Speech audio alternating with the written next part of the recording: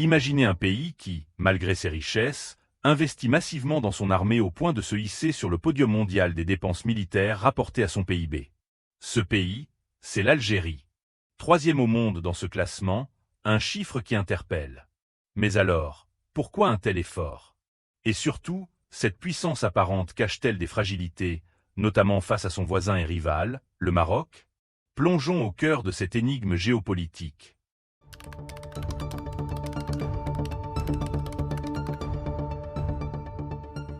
Les chiffres parlent d'eux-mêmes. L'Algérie consacre une part colossale de son produit intérieur brut à la défense. Un investissement qui la place juste derrière des nations comme l'Arabie Saoudite ou Oman. Une telle dépense suggère une volonté farouche d'affirmer sa puissance régionale. Mais derrière cette façade de robustesse militaire se cachent des réalités plus complexes. Selon une analyse récente de la Fondation Konrad Adenauer Stiftung, ou KAS, cette puissance militaire est loin de garantir une sécurité totale, en particulier face à son voisin marocain.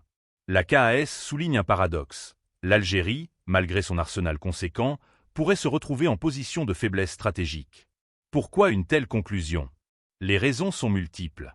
La doctrine militaire algérienne, l'état de son matériel, souvent vieillissant ou mal intégré, et la préparation de ses troupes sont autant de facteurs qui peuvent relativiser cette puissance.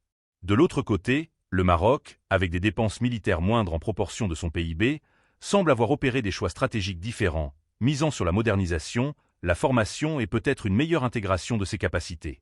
La compétition entre les deux nations ne se joue pas seulement sur le terrain des chiffres, mais aussi sur celui de l'efficacité opérationnelle et de l'adaptation aux défis contemporains.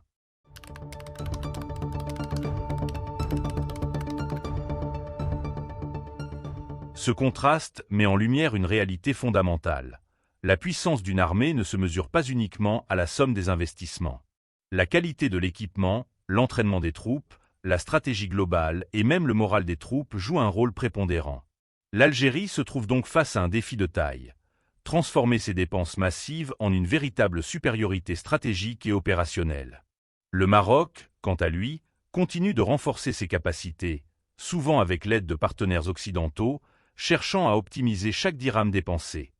Cette dynamique de dépenses militaires excessives en Algérie, sans garantie de supériorité, soulève des questions sur l'équilibre futur des forces au Maghreb et la stabilité de la région. Une question demeure.